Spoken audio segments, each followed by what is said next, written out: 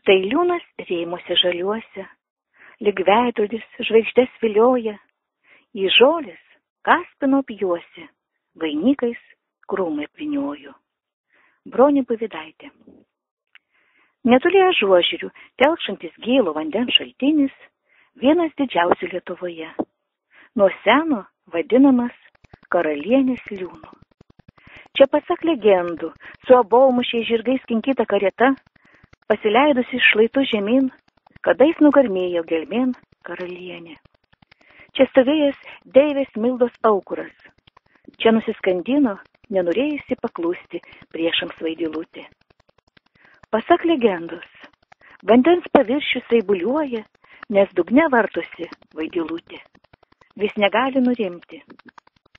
Tyliomis, labai gražiomis vasaros naktimis, kai viskas aplinkui nurimsta, toji Vaidilutė išnyranti į vandens paviršių. Jos rūtų vainikėlis plačiai pasiskleidžias, apimdamas visą liūno paviršių. Ir Vaidilutė tuomet išeina į krantą, vaikšto, glamonėja medžius, rauda, gaili savo anksti prarasto gyvenimo. Karalienės liūnas yra šventosios dešiniojo šlaito papėdėje, kur išeina į žemės paviršių po žemynį vandenis. Jo gylis siekia 6-7 metrus. Vandens perteklius iš liūno persilieja į šventąją mažu griovio pavydalo upeliu. Liūną iš visų pusių supa miškas, todėl čia visada tylu ramu. Paslaptingai atrodo karalienės liūnas žiemą. Nedidžiausi speigai neįstengia visiškai ištraukti liūno.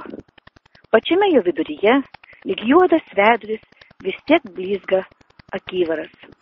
Telkšančio vandens paviršių kas vasarą užtraukia vandenplūdai, maurės, plūdinos ir kiti vandens augalai. Pro juos tik vietomis pasišviečia melsvai žalias vanduo. Suspindi ir vienas kitas luknės žiedelis.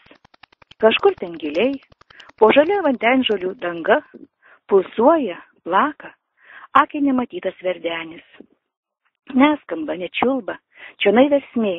Šis vandens telkinys vis labiau panašus į paupio senvaginiai šaltinį. Liūną glaudžiai apstoja medžiai. Saulė čia pažvelgia tik tuomet, kai pakyla aukštai virš medžių viršūnių. Bet ir tada jos spinduliai neperšviečia šios tamsos, paslaptingai nuteikiančios gelmės. Pasak senolių prisiminimų, jų pasakojimų, kadaise šitas liūnas buvo daug didesnis. Prakasus griovį ir nuleidus vandenį šventąją, jis sumažėjo. Senų senovėje liūnas buvo toks didelis, kad jame galėdavo pasislėpti lietuviai nuo užpuolikų priešų. Į liūną vedusi kūlgrinda, slaptas iš akmenų ir medžių grįstas kelias po vandeniu, kurį žinojo tik vietos gyventojai.